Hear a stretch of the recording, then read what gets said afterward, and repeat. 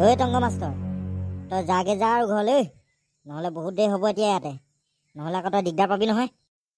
তাকেহে টৰ্চ লাইটটো নানিলো নহয়, আকৌ তাতে হাতীৰ তাণ্ডৱো চলি আছে নহয়। যাওঁগে যাগে যাগে, আকৌ তাতে আমাৰ গাঁৱত বেয়া বস্তু থাকে নহয়, মানে ভূত পেটৰ কথা কৈছোঁ, সেইবিলাকো ওলাই নহয় আমাৰ গাঁৱত। আকৌ সোনকালে যোৱাটোৱে ভাল হ'ব, তই যা।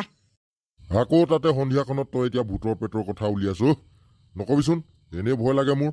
তাতে এতিয়া সন্ধিয়া ঘৰলৈ যাবলৈ ওলাইছো ইমান দূৰ বাট। এতিয়া কিন্তু তই দুডোখৰমান জেগাত আকৌ ভুলতো নৰখিবি, জানইচোন তই। এডোখৰ হ'ল সেই আহঁত গছজোপাৰ তলত, বৰ গছজোপা মানে, আৰু এডোখৰ তই জানই। যা যা, গৈ পালেগে মোলৈ ফোন এটা কৰিবি, সোনকালে যাগে। গৈছো আৰু কাইলৈ মিটিঙত মানুহ গোট খালে ফোন এটা কৰি দিবি মোলৈ। ঠিক আছে ঠিক আছে। সেই আহঁত গছজোপাৰ তলটো যে আৰু দেই, মানুহবিলাকে আজিকালি সেইফালেদি অহা যোৱা কৰিবলৈ ভয় কৰে ৰাতিখন। যাওঁগে ময়ো শুই থাকোঁগে আৰু। জয় হৰি গোপাল গোবিন্দ ৰাম। কৃষ্ণ কৃষ্ণ কৃষ্ণ কৃষ্ণ কৃষ্ণ, একোৱে নাপালে হয় আৰু দেই বাটত। কৃষ্ণ কোন ঐ, পিছফালে মাত লগাইছ আৰু কি গৈছো ঐ? ভয় কৰা মানুহ নহয় আকৌ, মোক ভয় নখুৱাবি। হে ভগৱান, হে প্ৰভু, কি এইটো বগা আত্মাচোন। পলা, ভূত ভূত।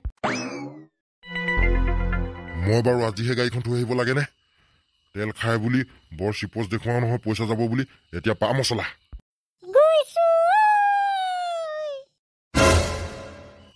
কোন এনে মোক ভয় খোৱাই নাথাক। ইয়াতচোন দুখন চাইকেলো আছে, কোনোবাই মোক ভয়হে খুৱাইছে দৰে লাগিছে।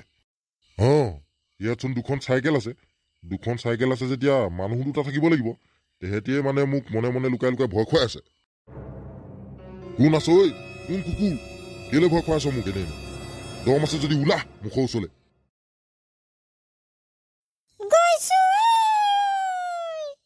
হে প্ৰভু, কোন তই? মোক একো নকৰিবি ঐ, মই একো কৰিবলৈ অহা নাই তোক। মই ইয়ালৈ ঘৰলৈ যাবলৈ আহিছিলো।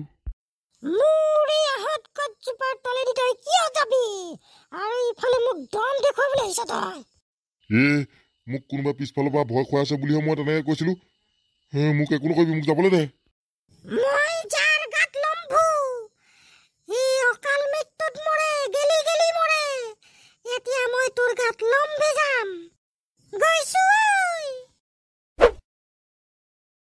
গৈছো কঠিয়াছোতো। আকৌ হাতীৰ জাকটোৱে গোটেই আমাৰ ধান খেতি পথাৰ শেষ কৰিছে নহয়। একো উপায়ে নাই, কি কৰিম বাৰু এতিয়া? তাকেহে, আৰু অলপ সময় পিছত জুই চুই হাতত লৈ ওলাবলৈ হ'ব পথাৰৰ ফালে। গৈছো সেইটো আকৌ কি গৈছো ঐ বুলি কৈ আহিছে? হাতী কথা পাতি আছিলো, সেইফালে আকৌ বলিয়া মানুহ ওলাইছে নেকি কোনোবা? কেলে সেইটো টংগ মাষ্টৰ আকৌ, গোটেইচোন বোকা বালি লাগি আহিছে গাত। গৈছো টংগ মাষ্টৰ, ক'ৰ পৰা আহিছ তই ইমান ৰাতিখন? আৰু গোটেই গাত বোকা বালি লগাই আহিছ যে, ক'ৰবাত পৰিলি নেকি তই? পৰিলো মানে কেইটামান বজাৰ আছিলে, দেৰি হৈ গল আহোঁতে, আৰু আহি থাকোতে ৰাস্তাতে পানী অলপ পৰি আছিলে, ঢাপকে পৰিলো আকৌ তাতে। আৰু কি গৈছো বুলি চিঞৰি আহিছ? আমি আকৌ কোন বলিয়া কুকুৰে মাতিছে বুলিহে। মই কিবা এটা ৰিহাৰ্চল কৰি আহি আছিলো। বাদ দে সেইবিলাক। তাকেহে, আমি সেই হাতী জাকৰ কথাকে আলোচনা কৰি আছিলো। আহিছে বুলি কোৱা শুনিছো, সেইকাৰণে অলপ ৰেডি হৈ ইয়াতে ৰখি আছো আৰু। তহঁতি দুটা মোৰ লগত আছোন, তহঁতক ইমান মজা জেগা এডোখৰ পৰা বস্তু এটা দেখুৱাম, তহঁতি একদম বিশ্বাসে কৰিব নোৱাৰা হৈ যাবি। কলে লগ ধৰিছ আকৌ তই ইমান ৰাতিখন আমাক? হাতী আহিছে নহয়, এতিয়া কলেও যাব নোৱাৰো আমি। আৰে বল, একেচাতে হাতীবোৰ খেদিমগে বল। মই সেইফালেতো তহঁতক লৈ যাম এতিয়া। তাত মানুহখিনি চব আছেই চাগে। তই কি ঘৰলৈ নাযাও? ইমান বোকা বালি লাগি আছ, যা আকৌ ধুই আগে মুখ হাত। আমি ৰৈ দিছো নহয় কেতিয়া। এতিয়া হাতী খেদিবলৈ গলে আৰু ক'তনো মুখ হাত ধুই মেলি যাম আৰু? তাতনো আকৌ লেতেৰা হমেই। আছো না, তহঁতি মোৰ লগত আহ। জুই চুই একো নোলোৱাকে যাম নেকি? তাত আজি মানুহে বহুত জুই লৈ আছে, জুই নালাগে আজি। আৰে টংগ মাষ্টৰ, তই আকৌ আমাক হাবিৰ বাটেৰে লৈ আহিলি যে, আমি পথাৰ ফালেহে যোৱা কথা আছিলে। আজি হাতী যাক এইফালে ওলাইছে, মই যাওঁতে দেখি থৈ গৈছো নহয়। গৈছো কিয় সেইটো কি গৈছোৱে উঠনিৰ পৰা গৈছোৱে শুনি আছো যে মই কোনোবাই আমাক ভয় খুৱাবলৈ চেষ্টা কৰি আছে। ওচৰলৈ আহকচোন চালা, পাব দুচৰমান কাণৰ তলত। অথনিচোন টংক মাষ্টৰেও গৈছোৱে কৈ আছিলি। কি হৈছে বাৰু মানুহবোৰৰ?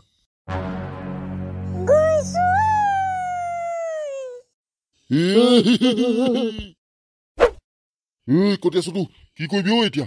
এইজনচোন হাবিৰ মাজত বগা আত্মা। টংক মাষ্টৰে আমাক কলে লৈ আহিলি ঐ। পেটু আৰু কটি আছো তো বল হাবিৰ মাজৰ পৰা সোনকালে ওলাই যাওঁগৈ বল।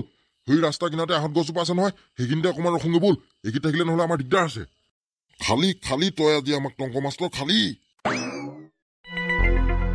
আহিছে নেকি আকৌ আমাৰ পিছে সেই বগা আত্মাজনী। চাহ আকৌ কটি আছো তো এইফালে চাই নাহিবি। মই ইফালে সিফালে চাই অহা নাই পেটুৱা, আগফালে চাই। আমি বহুত ডাঙৰ বিপদত পৰিলো। আমি সেই আহঁত গছজোপাৰ তললৈ আহিলো। টংক মাষ্টৰ, তই আমাক মাৰিম বুলিয়ে আনিলি নেকি ঐ ইয়ালে? সেইফালে বগা আত্মা ওলালে, আকৌ এডোখৰত আহঁত গছজোপা তললৈ আনিলি যে, ইয়াত ভূত ওলাই হেনো। পেটুৱা কটি আছো তুই ইমান ভয় কৰনে? হাবিখনৰ পৰা যে ওলাই আহিব পাৰিলি সেইটোকে ধন্যবাদ মান। এতিয়াতো ৰাস্তা কিনাৰতে আছো। গৈছো কটি আছো তো এই টংক মাষ্টৰটোৰ গাত কি লাগিলে বাৰু? কিবা কিবি লম্ভিলে নেকি ইয়াৰ গাত? মানে সেইটো টংক মাষ্টৰ নহৈছিলে, টংক মাষ্টৰৰ ৰূপত এজনী আত্মা আমাক গাঁৱৰ পৰা মাতি আনিলে আহঁতজোপা তললৈ। মই টংক মাষ্টৰক কেতিয়াবাতেই খতম কৰি পেলালো, আৰু এতিয়া তহঁত দুটাকো এই আহঁত গছজোপাৰ তলত বলি দিম, চিপ দিম। একো নকৰিবি আমাক ঐ দে। মই এতিয়া তহঁত দুটাক ইয়াত মাৰিম, আৰু দুটা মানুহক মই আহঁত গছৰ তলত মাৰিব পাৰিলেই বহুত শক্তিশালী আত্মা বনি যাম আৰু গোটেই পৃথিৱীত ৰাজ কৰিম।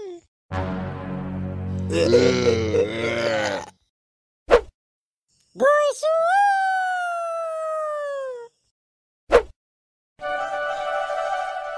ধনু ডাগৰু, কালি ৰাতি আমি টংক মাষ্টৰ, পেটুৱাকাই আৰু কটীয়াচুটোক নেদেখিলো যে হাতী খেদিবলৈ যাওঁতে, আৰু মানুহবিলাকেও কৈছে কালি টংক মাষ্টৰহঁতক কোনেও দেখি নাপালে বোলে। তাকেহে ঘিনাৰাম, সদায় হাতী খেদিবলৈ যাওঁতে সেইকেইটা আগতে থাকেগেচোন। কালি আকৌ কি হ'ল? আৰু ঘিনাৰাম, কালি ৰাতি হাতী খেদি থাকোঁতে লালাইচোন কৈছিলে টংক মাষ্টৰ তেহেঁতৰ ঘৰৰ পৰা আহিছিলে বুলি। তেনেহ'লে কেনেবাকে হাবিৰ মাজেৰে আহোঁতে ভূত পেটে পোৱা নাইতো তাক। এতিয়া মাত্ৰ এটাই উপায় আছে ঘিনাৰাম, হান্দি বাবাই পটককৈ উলিয়াই দিব পাৰিব। আমি নহ'লে তাহাঁতক বিচাৰি ফুৰোঁতে বহুত টাইম হৈ যাব। ঠিক কলি ডাগৰু। এতিয়া মোৰ কেইটামান কাম আছে কৰিবলগীয়া, কৰি লওঁগৈ। আৰু তেহেঁতি ওলাবহিও পাৰে, অলপ দেৰি চাই লওঁ। সন্ধিয়া টাইমতহে ওলাই যাব পাৰিম হান্দি বাবাৰ ওচৰলৈ। ওলাবি। ওম নমঃ শিৱায়, ওম নমঃ শিৱায়। প্ৰণাম বাবা। কল্যাণ হওক। হান্দি বাবা, কালি ৰাতি টংক মাষ্টৰ, পেটুৱাকাই আৰু কটীয়াচুটো হাতী খেদিবলৈ নাহিলে। মানুহবিলাকে কৈছে ক'তোৱে নাই তেহেঁতি। আপুনি কিবা গম পায় নেকি তেহেঁতৰ বিষয়ে? ঘিনাৰাম, এতিয়া আৰু টংক মাষ্টৰ, পেটুৱা আৰু কটীয়াচুটো জীয়াই থকা নাই। তেহেঁতক আহঁত গছৰ তলত থকা ভূতজনীয়ে মাৰি পেলালে চলনা কৰি। কিন্তু হান্দি বাবা এতিয়া কি হ'ব? এতিয়া আৰু সেই ভূতজনী আৰু শক্তিশালী হবলৈ গৈ আছে। আৰু দুটা মানুহ যদি সেই আহঁত গছৰ তলত মাৰিব পাৰে তেতিয়া তাই বহুত শক্তিশালী হৈ যাব। কিন্তু দুটা মানুহ যদি আহঁত গছৰ তলত মাৰিব পাৰে সেই ভূতজনীয়ে, তাৰ পিছত কিন্তু আমি ৰখাব নোৱাৰিম। তেনেহ'লে হান্দি বাবা, আমি এতিয়া সেই ভূতজনীক কেনেকৈ মাৰিব পাৰিম? এইডাল ল আৰু আহঁত গছৰ তললৈ যা, আৰু যেতিয়াই গৈছো ঐ বুলি মাতটো শুনিবি তেতিয়াই কিন্তু সাৱধান হৈ যাবি। আৰু তেতিয়াই এই ভূতজনী তহঁতৰ ওচৰত ওলাব যিকোনো ৰূপ ধাৰণ কৰি।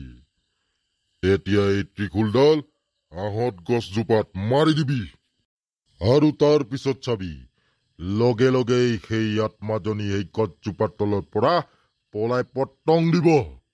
ঠিক আছে হান্দি বাবা। যা, সোনকালে যা ঘিনাৰাম, বেছি সময় নাই আমাৰ হাতত। আৰু দুটা মানুহ বলি দিব পাৰিলেই কিন্তু আমি ৰখাব নোৱাৰিম। ঘিনাৰাম, এইজোপা সেই আহঁত গছজোপা ৰাস্তা কিনাৰত থকা। ইয়াতচোন কোনো ভূত প্ৰেত ওলাই থকা নাই। গৈছো ঐ। ঘিনাৰাম, ধনটো ডাগৰু, তহঁতি আকৌ এই ৰাতিখন এই আহঁত গছজোপাৰ তলত কি কৰি আছ? কিনাৰাম, এইটো টংক মাষ্টৰ নহয়, এইটো ৰূপ ধাৰণ কৰি আছে। সান্দি বাবাই কৈছিলে নহয়, টংক মাষ্টৰ কটীয়া চুটু আৰু পেটুৱা চব মৰিলে। এতিয়াই ওলাই পৰিব এইটো কোন হয়। ওম নম শিৱায়।